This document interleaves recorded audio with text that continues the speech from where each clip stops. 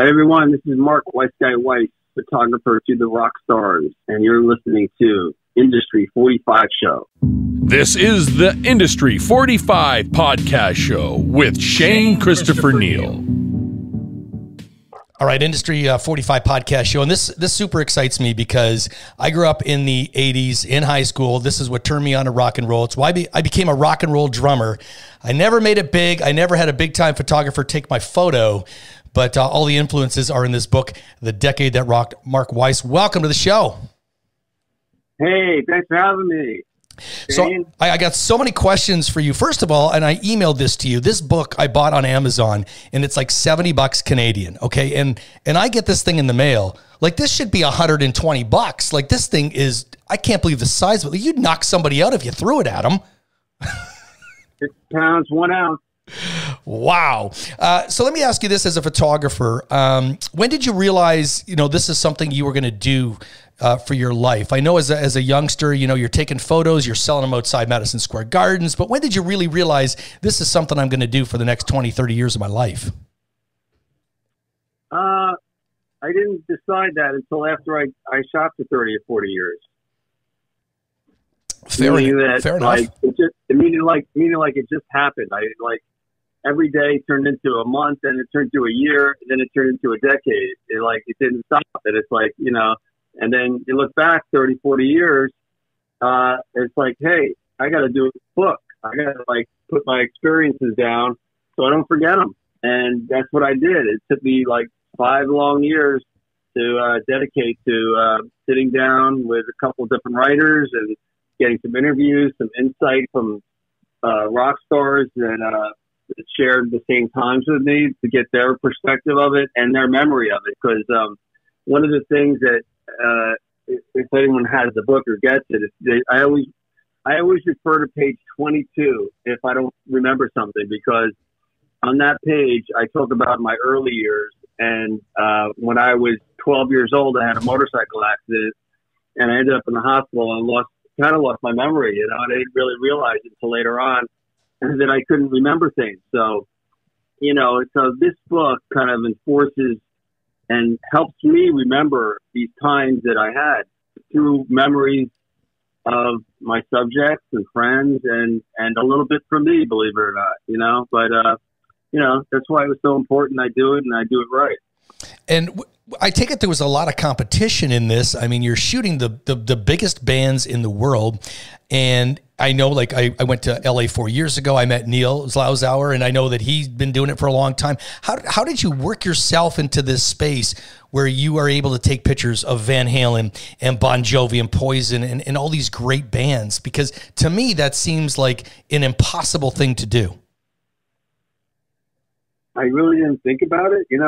I knew in the beginning that, when I first started working for Circus, I was like, okay, this is going to make it a little easier because you have a magazine that everyone wants to be in. So when Van Halen came around in '79 down where I live in Asbury Park, I got an assignment to shoot Van Halen, and they weren't doing arenas yet, so they wanted press, and I was working for Circus, and we planted a centerfold spread, and they were all excited, and that's when I first met them. And one of the photos in the book was Eddie backstage at Convention Hall in Asbury Park, and it's the first time I said hi to any of the guys, and we just connected, and then they saw the pictures in the magazine, the centerfolds and the spreads, and next time they came around the following year or tour, they were playing arenas, and then I got an assignment from another magazine, or I just went on spec eventually, and that's how you develop relationships. With Bon Jovi, it was different because I was the big rock photographer, and they were just a rock band trying to make it. And I remember John first saying "Hey, I can't believe we're shooting with you, man. I used to see all your pictures in the magazine." So it's kind of it's kind of a funny thing how things turn around, and next thing you know, I'm the guy that the bands want to be shot by. So it's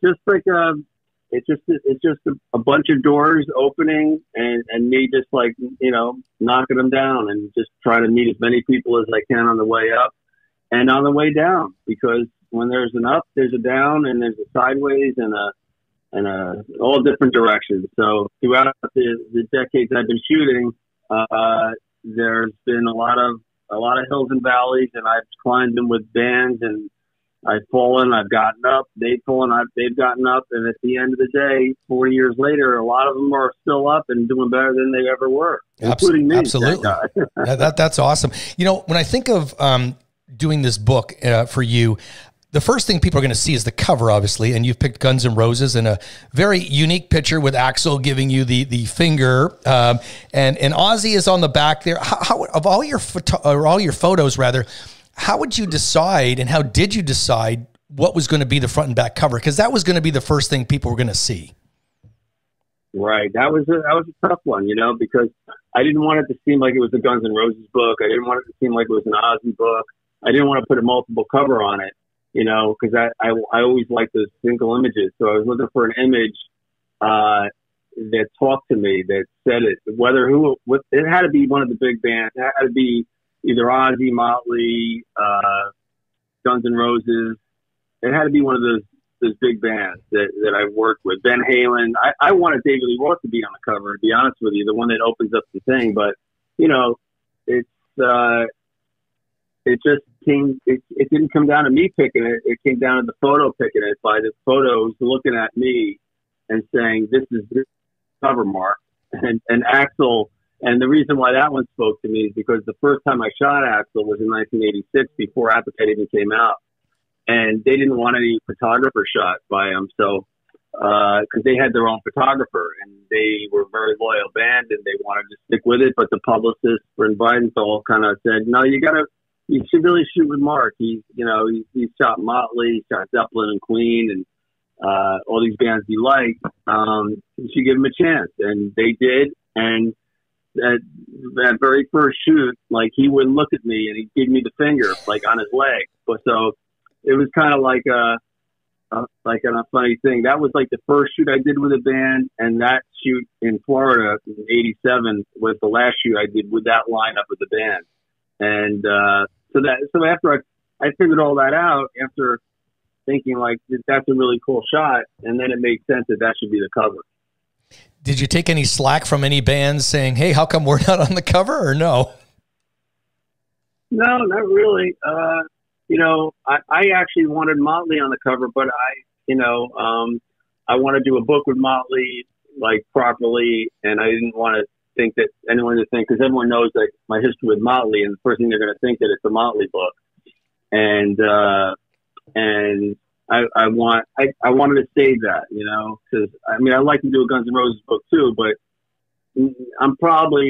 my next round is going to probably be either like Bon Jovi, Motley, or Ozzy, depending on who wants to do it with me, because I want participation, you know, and want their input, and you know, whether it's just with captions or helping me, you know, edit it down a little bit. So, you know, when they see this book, it was really important that this first book was a compilation of my whole life, and that it be a narrative.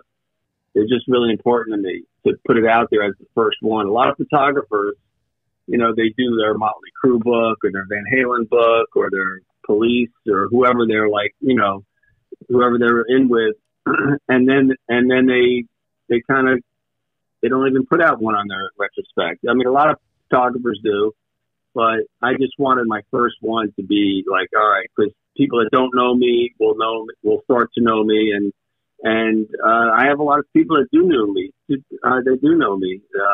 You know, coming back from the response I'm getting from Facebook and Amazon reviews, and how I you know, made an impact in their lives, and it's good to, you know, just very complimentary, and to me that's worth everything. With the fans, you know, fans were really important to me back then, and they are now. And every chapter starts out with a picture of me and the band and one of the bands at the time. Just a picture of me, you know, in my studio or hanging out. And then there's a lot of laminates and passes. And then there's a fan page, a fan photo of that, you know, one of the bands that are in that chapter. So everyone starts with that. And what I'm doing is I'm doing like a contest. Like, if you can Like right now, there's a Def Leppard contest. If you can, there's 3 girls, and one of them's holding a pair of panties, and they're probably like 17 or 16, and they have these smiles on their faces. And it's like, if any of those girls like can identify themselves and send me a message, a DM on Facebook, I will give them a print from that show of that photo, plus, you know, a photo of the band of Def Leppard that they were at. That's awesome. So, yeah, I did see you did that on social media. Get the word out. That's awesome. Do that. Yeah, it's fun. So I'm not going to ask you your favorite picture, because that's just not a fair question. But I do want to ask you your favorite year of the 80s. When I think of music, for me personally, it was 1988. Poison came out with Open Up and Say Oh, Cinderella, Long Cold Winter, OU812 by Van Halen. Musically, I really liked 1988. And I remember playing in a band in 1988, All That Music. Do you have a favorite year as a photographer in that decade? Probably, I would say right in the middle of the decade, you know, 85, 86, when, you know, Poison just got in the mix, and Motley was doing Theater of Pain, and Dokken Under Lock and Key. I was still riding off on Twisted, with Stay Hungry, my album cover. And then went to the PMRC, and then I went with Black Sabbath to Live Aid. And then there was Hearing Aid, you know, and there was Farm Aid with Joey, so probably 85. Good year, 1985. Yep. And I remember 1985 well, just in high school and doing things I shouldn't have been doing in 1985. You mentioned some of the best relationships that you've had. Did you have any that challenged you, you know, whether the label or the manager or whoever sent you out to shoot a particular band that you just didn't connect with over the years, or? Well, not over the years, but over the day. I did a shoot. I was hired by the record company to do this album cover, not a cover, because they used like that skull on the cover, an animal skull, but they needed pictures for the inside gatefold and the back cover and inside promotion, and they hired me, you know, I think it was 1986, and they came into my studio and, you know, didn't say much. They were kind of quiet, and then I just started getting to work and shooting. It wasn't like a big conceptual photo shoot. It was just, they needed some nice portraits. And so I started moving them around, and they weren't really taking my direction. So, you know, whenever you know, a band is kind of like pretty stiff, and, you know, not everyone can pose like Poison or Motley Crue, you know, so I help them a little bit. So I would position them, and, you know, usually just by talking to them. But if they don't still get it, and they don't listen to me, and I'm not getting the shots that I need, so then I'll go in there and kind of physically move them around, like the shoulders, like lean to me. Like if you tell someone to lean to you and they don't lean to you, that either they can't hear you, or they don't want to, or whatever the reason is. So I would try to make a little joke out of it, and sometimes I would like tickle them or whisper in their ear. But, you know, with Danzig, I knew I wasn't going to do that, so I just kind of like took their shoulders and twisted them. You know, like I put their, you know, leaned them forward. And then when I got to Glenn, the leader of the band, he's like, "Don't touch me." And I'm like, "Oh, okay." And he's like, and then that was it. I said, "Okay." And then I shot up some more film, and I said, "All right, anything else, Glenn? I think we got it." And that was it, you know. And then the next day I asked the record company, I said, "Oh, you know, how did everything go?" Everyone, like, you know, they're like, "Oh, the band loves the photos, but they don't ever want to shoot with you again." And I'm like, "What?" He goes, "Yeah." He goes, "Did anything happen weird?"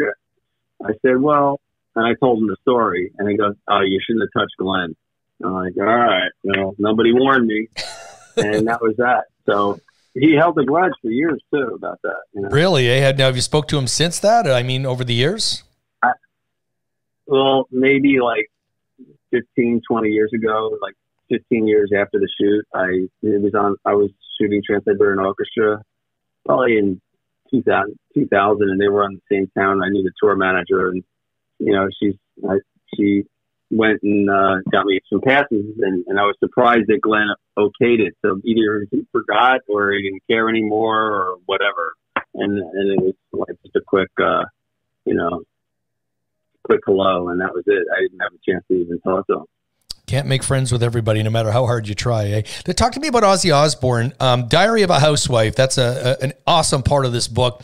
Where did that appear? Was it in Circus or one of the magazines? And kind of how did that whole thing come about? Talk to me about your relationship with him, because obviously you have a really good one.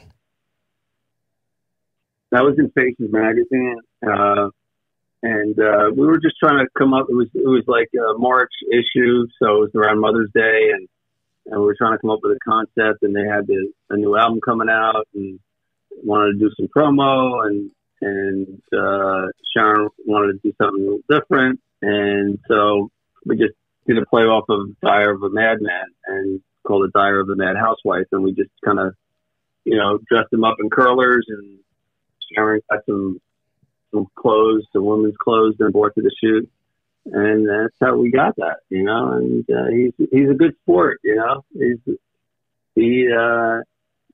from the first shoot we did with the pink tutu, which he wasn't crazy about at first.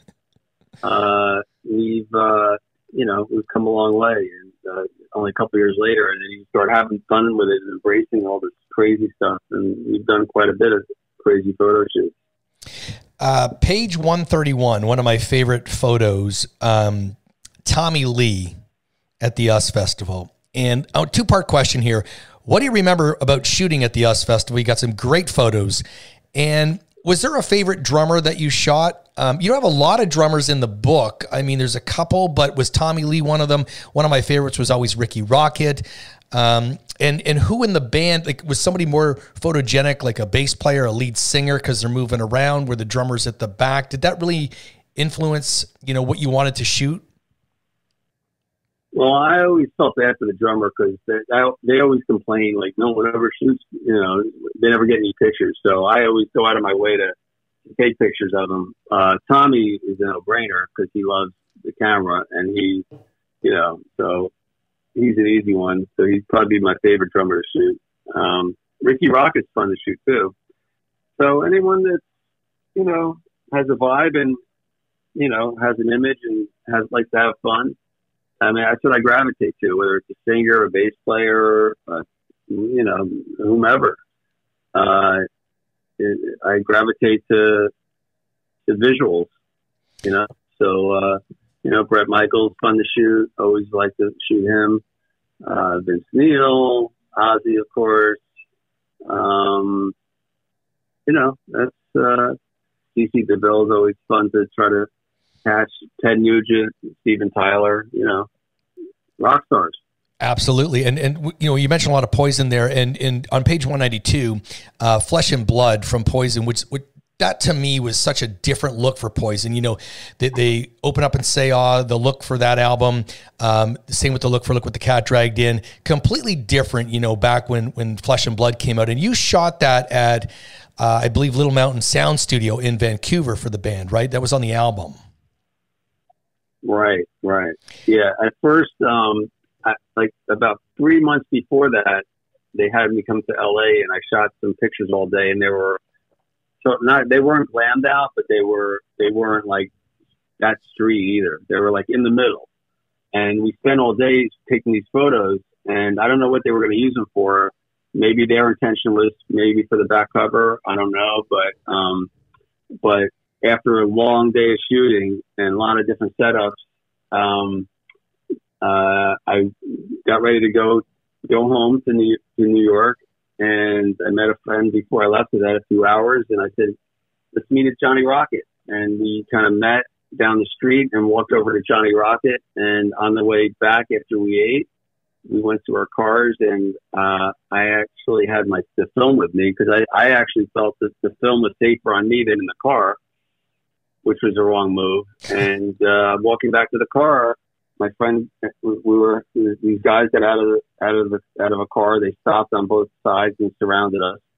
This is broad daylight, and there was people walking by and driving by, and they had guns in our faces, and they were pistol whipping my friend, and the other guy had a gun on my back, and they basically just took all our stuff and ran. And one of the bags was all the film and my wallet and my flight. So, I went to the police, I called the police up and then filed a report.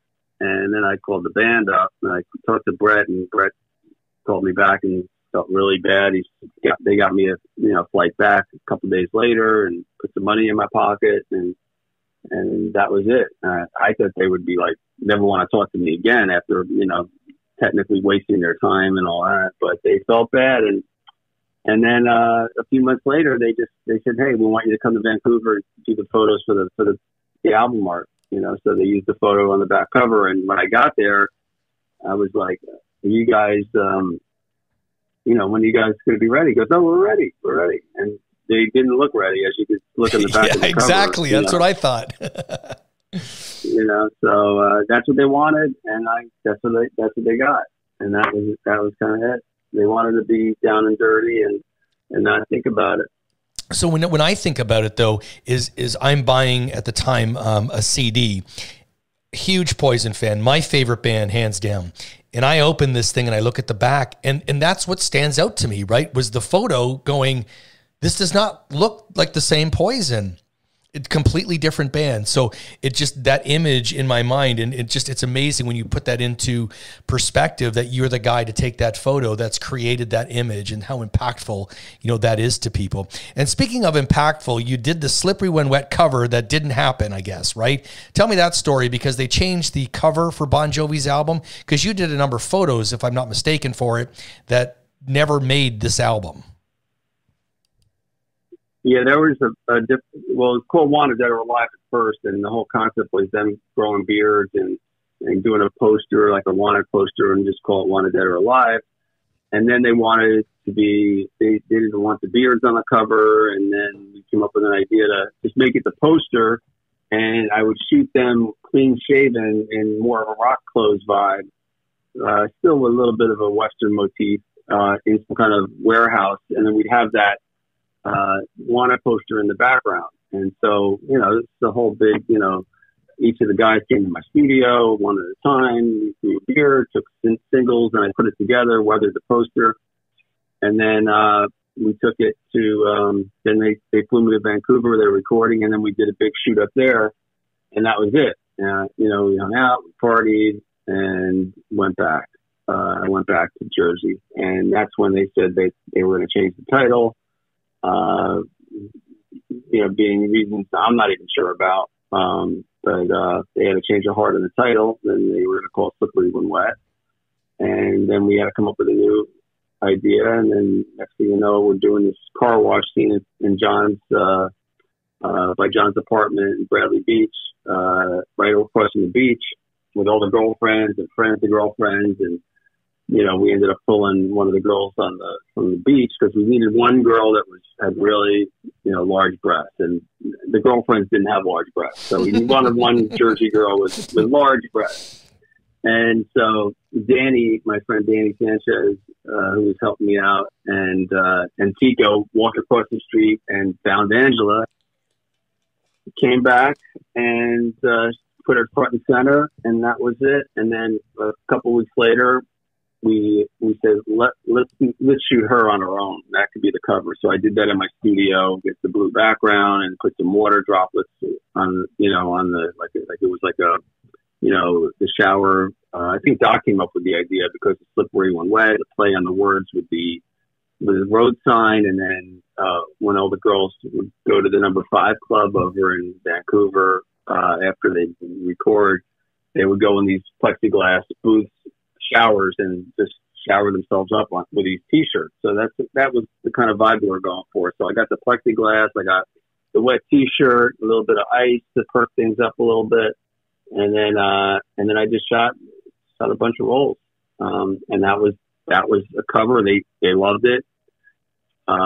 It was printed, shipped already to Japan, and then right before it shipped to into all the Walmarts and whatnot, they were like, they had to change their heart, and that was 85 when the PMRC hearings were happening. And I went to the PMRC hearings with D, fighting for the, not to put those labels on. And so they really didn't want to have, anything to stop them from selling records. And they felt that if it ended up at if that was the photo, that they might not sell it in like the Walmarts and Sure. stores that would be more mainstream, and and the parents wouldn't be buying it for their little kids, for Christmas. So that's when that thing stopped. And then a few weeks later, there was another thing about the bar of soap, which you can read in the book about the bar of soap, which was kind of silly. Just a girl with a hand, it's just slippery when wet, and that was the joke. And then after that, they had like a day to come up with something. Then John just came over. He said, Mark, get me a black plastic bag and some water droplets on it, and he started writing slippery when wet, and that was it. He goes, send that. He didn't want to wait for the Polaroid. That's the cover, done. And I sent it to the record company, and that was it. Do you have a copy of the original album with the original cover? Mm-hmm. You do? Yeah, awesome. Yeah. They're rare. I mean, they're out there. You can buy them, but they're a lot of money. Awesome. I want to ask you about one more band, and another one of my favorite bands from that decade, Jenny Lane, one of my favorite singers, and Warrant. And you did the Cherry Pie photo shoot as well, correct? Right. So what was that like? They were doing they were just doing the video, and I love shooting videos because there's so much you can do. There's a lot of downtime. Everyone's in hair and makeup. There's usually hot models around, so it's a good fun day for a photographer. It's like a field day. You got to hang out with Bobby Brown. Right. And I remember Janie coming to me, he goes, Mark, he goes, I got Bobby Brown coming in, and she's the model, and she's really hot. I like her, and I got her some roses, and he wanted me to capture all that. So I was like right there when he kind of like gave it to her, and then they kind of were like, they kind of fell in love, like right there in front of my camera. And, it was fun. So you're responsible for that relationship. That's what you're saying? Well, I don't know, responsible, but I definitely documented it. Awesome. One final question for you. Are there any artists that back in that decade that you didn't work with that maybe you wish you had? Not really. I mean, I thought about that. I mean, maybe Pantera in the early days. I didn't shoot them until after the 90s, like 91, I think. And it would have been cool to shoot them when they were glammed out, like with Phil with the hair, high as anything, just like Axl and Sebastian back in the day.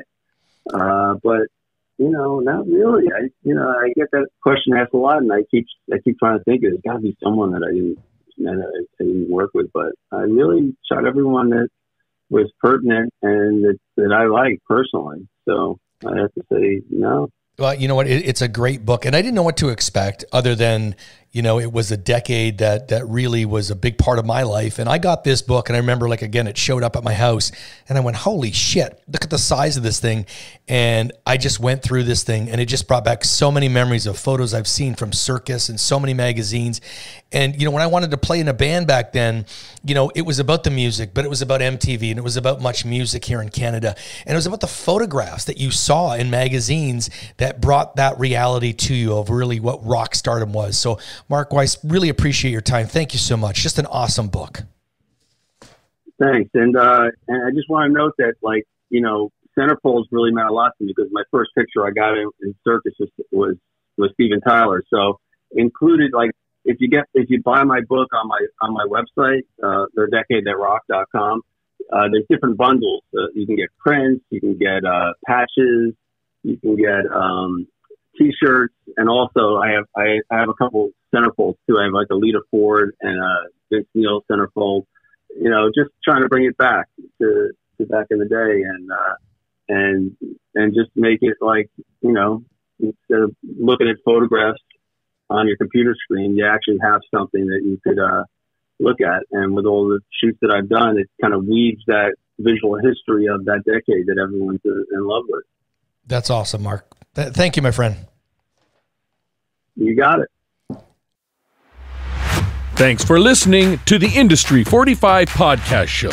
Check out all podcasts at gianttv.ca, giantfm.com, country89.com, and Giant TV Niagara on YouTube.